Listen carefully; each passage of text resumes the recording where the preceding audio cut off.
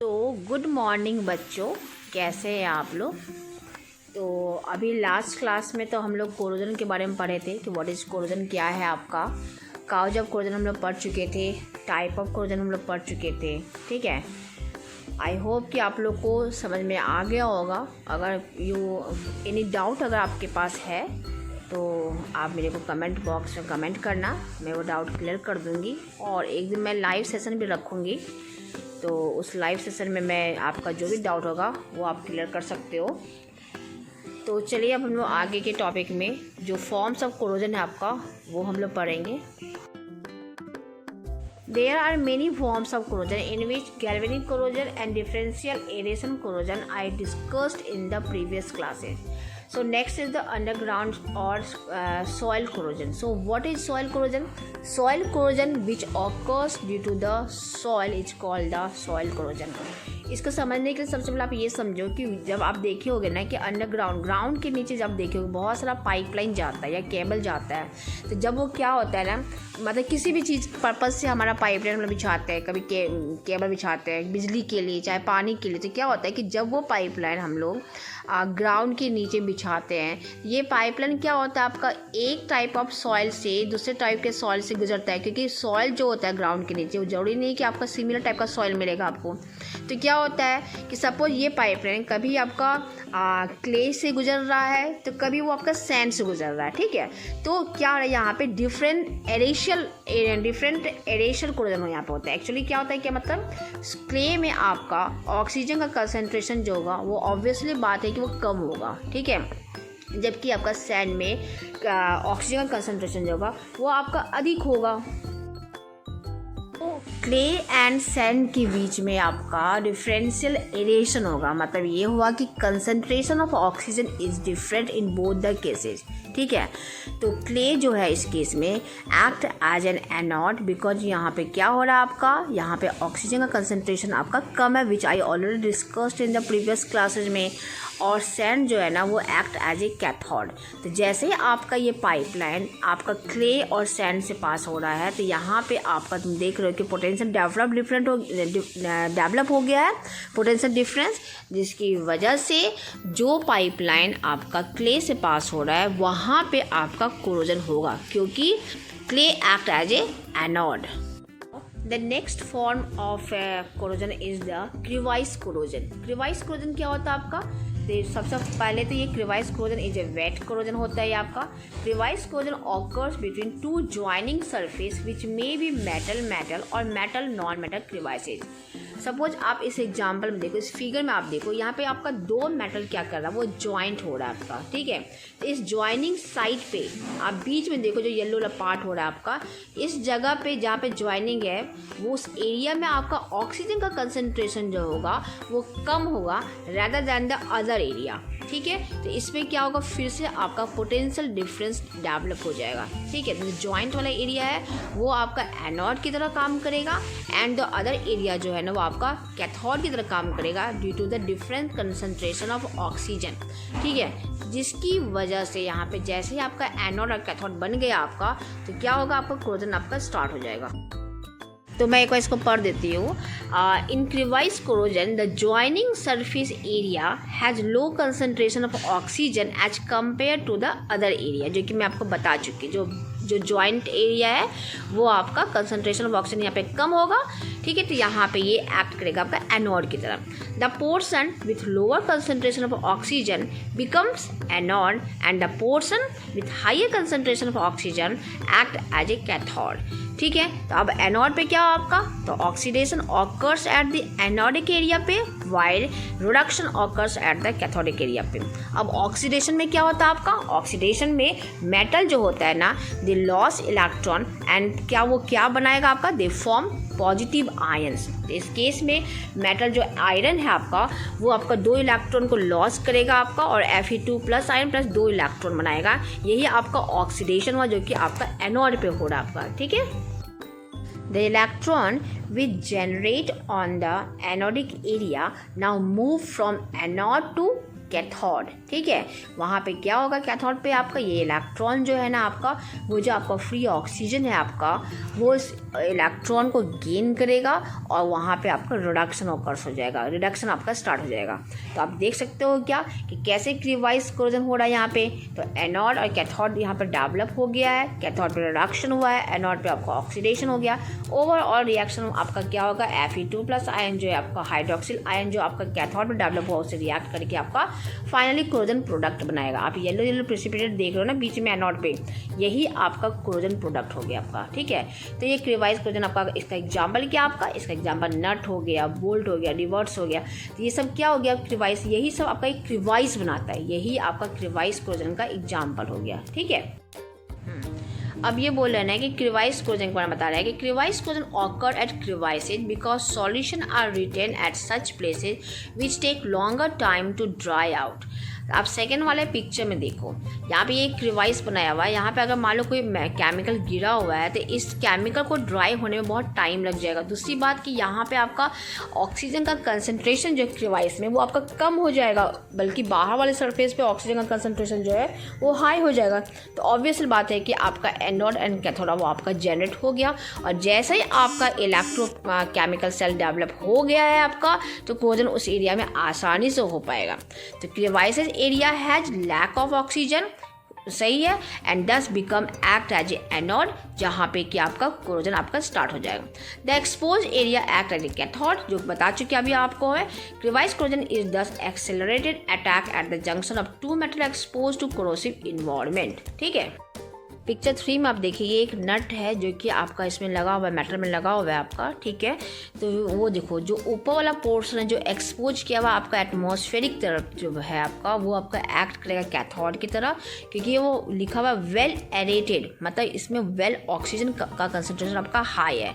और वो जो इसका जो नेक्स्ट नीचे वाला बॉटम वाला पोर्शन है, जहाँ पे कि तुम देख रहे हो बॉटम वाले पोर्शन के बगल में, ये यहाँ पे क्या हो रहा है, ऑक्सीजन का कंसंट्रेशन आपका कम है, जस्ट नट के नीचे में देखिए आप। तो ये एक्ट करेगा आपका एनोड की तरह और का मॉइस्चर मिल जाएगा, तो बस ये एनोड और कैथोड आपका बन जाएगा, तो रस्टिंग और फायरिंग यहाँ पे आपका स्टार्ट हो ही जाएगा। तो यही हो गया आपका crevice corrosion. And the next form of corrosion, ये form of corrosion is the pitting corrosion. Pitting corrosion क्या होता है आपका, आप इस पिक्चर में देखो ये एक पाइप है जिसपे कि कोटिंग हमने प्रोटेक्शन के लिए इसको हमने कोटिंग कर दी, मतलब इसको पेंट कर दिए। तो इसका जब पेंट जब आपका हट जाता है तो उसी में एक पिट बन जाता है आपका, यही हो गया आपका पिटिंग कोरोजन। उसकी वजह से कोरोजन होता है, उसको कहते हैं pitting corrosion. In pitting corrosion a pit is form when the protective coating on the metal surface break. Protective coating मतलब किसी सरफेस को जब हम लोग पेंट कर देते हैं, आपका कलर कर देते हैं, तो अब micro pit is form on the metal surface, ठीक है। Once the pit is form the process of corrosion become very fast due to the different amount of oxygen in contact with the metal surface. अगर एक बार आपका पिट बन जाएगा तो आपका तो कोरोजन विल स्टार्ट, ठीक है। इस केस में क्या होता है आपका, जैसे कि आपका यहाँ पे देखो द पोर्शन, कौन सा पोर्शन, जो कि पिट बनाया हुआ है आपका, ठीक है, with lower concentration of oxygen. Obvious बात है कि वो पिट है, मतलब छोटा सा एक पिट में तो क्या कर सकते हो, एक होल कर सकते हो। तो अगर वहाँ पे कंपेयर किया जाए तो पिट वाले पोर्शन में आपका कंसंट्रेशन ऑफ ऑक्सीजन जो होगा वो आपका कम होगा, किसके कंपेयर में, अदर पोर्शन की जो कि आपको पूरा एक्सपोज किया हुआ है आपका। तो जैसे जिस पोर्शन में जो पिट वाला एरिया है जहाँ पे ऑक्सीजन का कंसंट्रेशन आपका कम है, वो क्या करेगा, वो behave like a anode, while the other portion जो हो गया आपका वो आपका बिहेव लाइक अ कैथोड। तो जैसे आपका एनोड और कैथोड आपका बन जाएगा आपका, तो कोरोजन आपका स्टार्ट हो जाएगा इस केस में, ठीक है। द पोर्शन मतलब पिट वाला जो पोर्शन है वो with lower concentration of oxygen become anode and the portion with higher concentration of oxygen become cathode.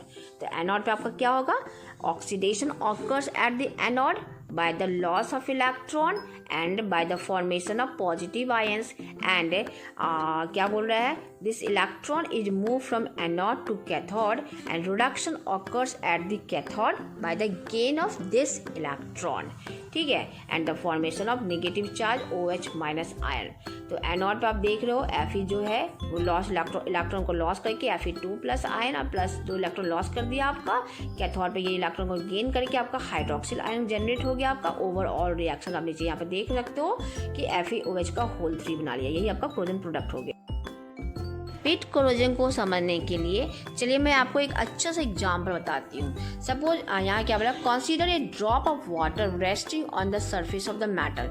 ये एक मेटल है, इसमें ऑलरेडी पिट हो चुका है, ठीक है।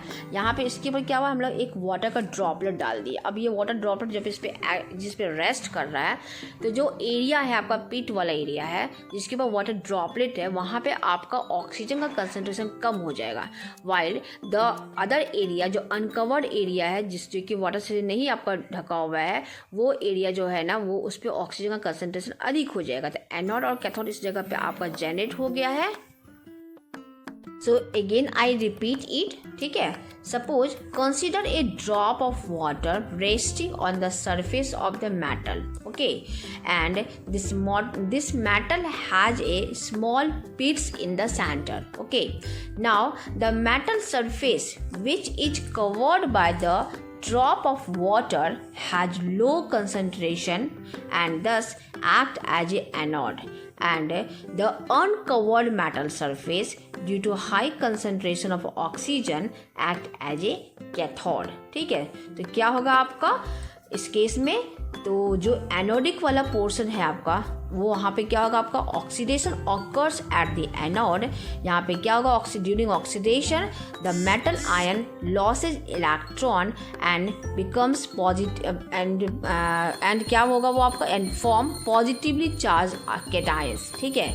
Now this electron move from anode to cathode. तो यहाँ पे जो आपका कोरोजन प्रोडक्ट होगा, तो इस केस में आपका कोरोजन जो आपका स्टार्ट होगा आपका वो एनोडिक एरिया पे होगा। तो ओवरऑल रिएक्शन में यहाँ पे नीचे लिख दी हूँ, आप इसको देख लो। Pitting corrosion is a localized type of corrosion that creates small holes or cavities in a material। अब समझ में आ गया कि पिटिंग मतलब क्या होता है, एक कैविटीज बन जाता है आपका एक मटेरियल में। It is also an example of different aeration corrosion, मतलब क्या हो गया, जिसमें ऑक्सीजन का कंसंट्रेशन जो होता है ना वो डिफरेंट हो जाता है। एनोडिक मेटल डिजॉल्व हो जाता है इस केस में and pit gradually depend resulting in the weakening of the metal in the area. Student, if you want notes of the corrosion, then please comment me. I will upload it. Okay. So ये कुछ important point है जिसको कि आप note कर सकते हो, ठीक है। तो अब हम नेक्स्ट पढ़ते हैं। We can stop prevent pitting corrosion by following process से, आप इसको देख लेना, ठीक है। अब next form of corrosion is the water line corrosion. तो वाटर लाइन कोरोजन होता क्या है, water line corrosion occurs when one portion of a base material is submerged in the water and another portion is in contact with the air। Suppose आपके पास एक container है and this container is filled with water, ठीक है। And ये container जो है ना वो आपका मान लो बना हुआ है आपका स्टील का बना हुआ है, ठीक है। अगर इसमें आधा पोर्शन में वाटर है तो स्टील का वो पोर्शन जो कि वाटर के नीचे है और स्टील का एक अनदर पोर्शन जो कि आपका वाटर के जस्ट ऊपर आपका मतलब जस्ट नियर द एयर है आपका। तो इस केस में आपका वाटर लाइन कोरोजन होगा। मतलब ये हुआ, इसमें आप देख सकते हो क्या कि ऑक्सीजन का कंसंट्रेशन जो है ना वो बिल्कुल डिफरेंट है। वो स्टील का वो पोर्शन जिसमें पानी के नीचे डीप है वो आपका एनोड की तरह काम करेगा। क्यों? क्योंकि उसमें ऑक्सीजन का कंसंट्रेशन कम है। और स्टील का वो पोर्शन जो कि आपका ऊपर एयर की तरफ है वो आपका कैथोड की तरह काम करेगा। क्यों? क्योंकि उसमें आपका ऑक्सीजन का कंसंट्रेशन आपका हाई है। तो चलो अब इसको डिस्कस करते हैं। तो इस केस में क्या होगा, तो तो अगर इस केस में यही होगा कि जो पोर्शन, जैसे कि मैं आपको बता चुकी हूँ, यहाँ पे ऑक्सीजन का कंसंट्रेशन डिफरेंट हो जाएगा। तो this create a differential of the amount of oxygen in contact with the material surface above and below the water line and result in A corrosive reaction. ठीक है, व्हेन वाटर इज स्टैग्नेंट, मान लो कि water को हम लोग बिल्कुल भी move नहीं कर रहे हैं, इन ए स्टील टैंक और channel the oxygen level above the water surface is greater होगा than the under the surface of the water. जो पानी नीचे होगा उसमें ऑक्सीजन का कंसंट्रेशन आपका कम हो, जो कि आई डिस्कस्ड अभी। As we know that beneath the water level concentration of oxygen is very low। अभी जो बताई हूँ मैं वही चीज़ मैं बता रहा है यहाँ पे। therefore metal part below the water level act as a anode and the metal part above the water level act as a cathode। So in this case we observe rusting along a line just beneath the level of water stored in an iron tank। ठीक है, ये picture से तुम अच्छे से समझ सकते हो। जो ब्लैक आपको दिख रहा है यही आपका रस्टिंग हो गया, जो कि जस्ट पानी के नीचे है, वहीं पे आपका आयरन के उसी पोर्शन में आपका रस्टिंग होगा आपका। The area just above the water line is well aerated and act as a cathode, जो कि मैं अभी बता चुकी हूँ बिल्कुल वही सेम है। तो यहाँ पे एनोड पे क्या रिएक्शन होगा, वही जो हमेशा बता चुकी हूँ। आयरन आपका 2 इलेक्ट्रॉन को लॉस करेगा, कैथोड पे आपका इलेक्ट्रॉन को गेन किया जाएगा। ओवरऑल रिएक्शन आपका ये हुआ आपका। ठीक है, तो वही सेम चीज़ है। अगर ऑक्सीडेशन रिडक्शन समझ जाओगे तो इसको बनाने में कोई दिक्कत नहीं होगा। अगर कोई डाउट है तो आप मुझसे पूछ सकते हो। इस बीकर में पानी भरा, बीकर नहीं, ये स्टील का बना हुआ एक कंटेनर है, सब पानी भरा हुआ है। ऊपर वाला पोर्शन कैथोड है, नीचे वाला पोर्शन एनोड है, वाटर के नीचे वाला। एनोड पे आपका ऑक्सीडेशन हो रहा है, जहाँ पे आपका कोरोजन होगा आपका।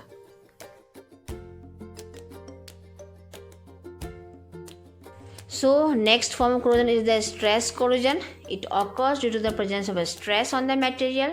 Stress is not homogeneous throughout the material. आप ये देखो, ये एक आपका मेटल है, इसके एक ही जगह पे स्ट्रेस, हाई स्ट्रेस पड़ा हुआ है।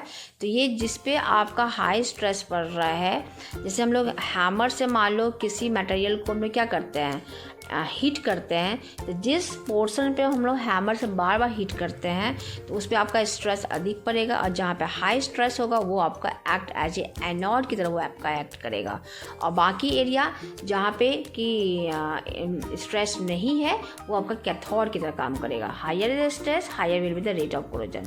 area under stress act as a anode and the other area act as a cathode, so the electrode potential thus vary and lead to the corrosion। तो यहाँ पे इस केस में आपका स्ट्रेस कोरोजन आपका कहाँ पे होगा, जहाँ पे आपका स्ट्रेस जो होगा वो आपका हाइयर होगा। ठीक है, अब यहाँ पे बोल रहा है क्या कि ये the stress free area are at lower electrode potential and act as a cathode.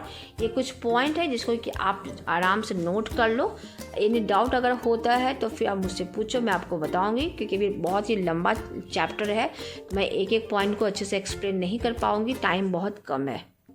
After forms of corrosion I am going to explain the factor affecting corrosion। कौन कौन सा ऐसा फैक्टर है जो कि कोरोजन को बढ़ाता है या फिर कोरोजन को अफेक्ट करता है। The first point is the reactivity of metal. ठीक है, अगर मान लो कि कोई मेटल अगर आपका बहुत मोर रिएक्टिव है तो उस पर कोरोजन जो होगा ना वो आपका बहुत अधिक होगा। If matter is more reactive than it undergoes corrosion more radially. क्यों? क्योंकि क्या होता है ना कि जो मोर रिएक्टिव मेटल होता है ना वो एक्ट एज ए एनोड हो जाएगा, और जो आपका लेस रिएक्टिव मेटल होता है ना आपका, तो वो आपका इसमें एक्ट एज ए कैथोड की तरह काम करेगा। इसकी वजह से आपका मोर रिएक्टिव मेटल जो होता है उस पर कोरोजन आपका ज़्यादा होगा आपका। अब क्या बोल रहा है यहाँ पे, presence of impurities। If impurity present in the pure metal then metal undergoes corrosion more readily। ये सब कुछ पॉइंट है। क्या बोला है कि अगर pH आपका लो है, आपका लेसर देन 7 है, एसिडिक मीडियम है, तो आपका क्या होगा, कोरोजन का रेट उसमें अधिक होगा आपका। तो यहाँ बोला है कि 2 टाइप का फैक्टर है जो कि कोरोजन को अफेक्ट करता है। एक होता है आपका नेचर ऑफ मटेरियल पे डिपेंड करता है, मेटल पे डिपेंड करता है, और दूसरा आपका नेचर ऑफ इन्वायरमेंट पे डिपेंड करता है। नेचर ऑफ इन्वायरमेंट जो होता है ना, वो आपका कैसे कोरोजन को अफेक्ट करता है, तो टेम्परेचर पे। अगर मान लो इन्वायरमेंट का टेम्परेचर हाई है तो कोरोजन आपका अधिक होगा। ह्यूमिडिटी पे, ह्यूमिडिटी अगर अधिक है नेचर इन्वायरमेंट में तो आपका कोरोजन का रेट अधिक होगा। पीएच अगर कम है, मतलब एसिडिक पीएच है, तो आपका कोरोजन का रेट आपका अधिक होगा आपका, ठीक है। Presence of impurities in the atmosphere, अगर एटमॉस्फेयर में इम्प्योरिटीज अधिक है मान लो आपका, तो उस केस में भी आपका कोरोजन का रेट जो होगा अधिक होगा, क्योंकि उसमें एसिड का फॉर्मेशन अधिक हो जाएगा। अब दूसरा पॉइंट क्या बोला है, नेचर ऑफ मेटल पे भी डिपेंड करता है आपका, ठीक है। है जैसे कि प्योरिटी ऑफ मेटल जितना प्योर होगा उस पर रेट ऑफ कोरोजन जो होगा आपका वो कम होगा। फिजिकल स्टेट ऑफ मैटर पे डिपेंड करता है, नेचर ऑक्साइड फील्ड पे डिपेंड करता है, position in the galvanic series में क्या पोजीशन आपका मेटल का उस पर डिपेंड करता है। तो ये सब कुछ पॉइंट है जिसमें अगर कोई डाउट होगा तो आप पूछना, वरना मैं इसका पूरा नोट्स आपको दे दूँगी। कोई भी कन्फ्यूजन होगा तो आप मुझसे क्वेश्चन पूछ सकते हो। हाँ, तो अब मैं आपको डिस्कस करती हूँ रेट ऑफ कोरोजन के बारे में। एक पॉइंट है आपका, देखिए आपका 5वां number point, relative area of the anode and cathode. इस पे भी आपका रेट ऑफ कोरोजन जो है वो आप पर डिपेंड करता है। क्या बोल रहा है, if area of cathode is high then demand of oxygen will be high and so rate of corrosion will be also high. एक चीज़ तुम जान लो कि रेट ऑफ कोरोजन जो होता है ना वो directly proportional to cathodic area पे होता है और inversely proportional to the anodic area का होता है। इसको समझने के लिए आप इस पिक्चर को गौर से देखो। मान लो कि हम लोग कुछ कंस्ट्रक्ट कर रहे हैं, कुछ टंकी वगैरह मान लो बना रहे हैं। इसमें तुम देखो जो कैथोडिक एरिया है ना वो आपका स्मॉल है, जबकि एनोडिक एरिया जो है जो कि आयरन का बना हुआ है वो आपका लार्ज है। तो इस केस में क्या बोलते हैं, रेट ऑफ कोरोजन जो होता है वो डायरेक्टली प्रोपोर्शनल टू कैथोड का होता है। तो कैथोडिक एरिया यहाँ पे छोटा है, कम है, स्मॉल है, तो इसलिए इस केस में रेट ऑफ कोरोजन जो होगा वो आपका लो होगा। सेकंड पिक्चर को देखो, इसमें कैथोडिक एरिया जो है ना वो हम लोग का बड़ा है, तो इस केस में क्या हो जाएगा आपका, इसमें आपका रेट ऑफ कोरोजन आपका हाई होगा। तो इसीलिए अगर आप चाहते हो कि आपका कोरोजन के रेट को हम लोग को किसी मेटल में रोकना है तो हम लोग को क्या करना पड़ेगा, कैथोडिक एरिया को हम लोग को कम रखना होगा, ठीक है। तो आई थिंक ये पॉइंट आप लोग को अच्छी तरह से समझ में आ गया है। अगर नहीं आया है तो क्वेश्चन पूछो मुझसे। अब फैक्टर अफेक्टिंग जो कोरोजन को फैक्टर अफेक्ट करता है उसमें एक आता है आपका नेचर ऑफ इन्वायरमेंट। ये मैं ऑलरेडी आपको बता चुकी हूँ, टेम्परेचर हाई रहेगा, ह्यूमिडिटी हाई रहेगा तो रेट ऑफ कोरोजन आपका अधिक रहेगा। ये फैक्टर ऑफ पीएच में पीएच कम रहेगा तो रेट ऑफ कोरोजन आपका अधिक रहेगा, ठीक है। और उसके बाद बोला है कि presence of impurities in atmosphere अधिक रहेगा, जैसे कि सल्फर डाइऑक्साइड H2S और कार्बन डाइऑक्साइड अगर अधिक रहेगा। If impurities high then the rate of corrosion will be high, क्यों, due to formation of acid, ठीक है। Due to destructive nature of corrosion, ये हम लोगों के लिए बहुत ही हार्मफुल होता है, हमारे इंडस्ट्री के लिए, हमारे इन्वायरमेंट के लिए, हमारे हेल्थ के लिए। तो इसका कुछ ना कुछ सॉल्यूशन तो होगा इसको प्रिवेंट करने के लिए। तो कोरोजन को रोकने के लिए बहुत सारा तरीका होता है, प्रिवेंशन ऑफ कोरोजन जो होता है बहुत सारा तरीका जिसको हम लोगों को फॉलो करना पड़ेगा। पहला बोला है कैथोडिक एंड एनोडिक प्रोटेक्शन करना होगा। दूसरा हम लोग को यूज ऑफ इनहिबिटर्स लेना होगा। मॉडिफिकेशन ऑफ मटेरियल, जो मटेरियल हम लोग यूज करते हैं उसको हम लोग को मॉडिफाई करना होगा, जो कंस्ट्रक्ट करते हैं। Modification of the corrosive environment को मॉडिफाई करना पड़ेगा। एप्लीकेशन ऑफ प्रोटेक्टिव कोटिंग, जो हम लोग कोटिंग को अप्लाई करते हैं, पेंट वगैरह करते हैं, ये सब को हम लोग अप्लाई करके कोरोजन को हम लोग आसानी से रोक सकते हैं। तो नेक्स्ट क्लास में मैं आपको बताऊंगी बहुत ही important point, cathodic and anodic protection क्या होता है, वो इनहिबिटर्स क्या होता है। इनहिबिटर्स जो होता है कि हाउ इनहिबिटर रोकता है कोरोजन को, अभी मैं आपको बता रही हूँ। Prevention of corrosion by material selection and design क्या होता है, बोलता है नहीं क्या कि जब भी आप कुछ मतलब कि कंस्ट्रक्ट कर रहे हो तो avoid L-T-N-U shape profile in construction. इस शेप को आप रोको। इस पिक्चर में आप देखो, यहाँ पे अगर वेल्डिंग करते हो first picture and second picture में, तो ये आपका पुअर हो गया, जबकि अगर आपको वेल्डिंग करना है तो बीच में करो तो ये आपका गुड होगा। कैसे, this is because the greater the number of angle, corner, edge and internal surface in any design, it become more difficult for efficient surface treatment. समझ में आ रहा है? तो इसकी वजह से हम लोगों को क्या करना है, उस मटेरियल के डिज़ाइन को ही चेंज करना होगा। इस कोने में तुम देखो, अगर वेल्डिंग यहाँ पे करोगे तो यहाँ पे क्या होगा, आपका सरफेस जो आपका एसिड है, मटेरियल है, वो सब आसानी से इस पे आपका वो रेस्ट करेगा, वो आपका ड्राई नहीं होगा। तो इस केस में आपका कोरोजन होने का चांसेस ज़्यादा होता है, इसलिए आप LT and U शेप को अवॉइड कर सकते हो। तो in next class we will discuss on the cathodic and anodic protection में हम लोग पढ़ेंगे। सैक्रिफिशियल एनोड क्या होता है आपका, ये सब चीज़ के बारे में पढ़ेंगे। इसका एप्लीकेशन क्या है आपका, कैसे हम लोग बड़े बड़े इंडस्ट्री में हम लोग कोरोजन जो है वो कैसे इफेक्ट करता है, बहुत सारे इंटरेस्टिंग पॉइंट। और तो और कोरोजन पे क्या क्वेश्चन आपका एराइज हो सकता है आपके एग्जाम के लिए, वो सब क्वेश्चन वगैरह के बारे में हम लोग डिस्कस करेंगे। और एक दिन हम लोग लाइव सेशन भी रखेंगे जिसमें आपको कोई भी डाउट होगा तो मैं आपको क्लियर कर दूंगी। और बच्चों आप मुझे बता दो कि आपको नेक्स्ट टॉपिक में क्या पढ़ना है, इसके अलावा मैं वो भी आप लोग पढ़ाऊंगी। और बच्चों और मेरे चैनल को ज़रूर से ज़रूर सब्सक्राइब कर लेना, ठीक है। Thank you.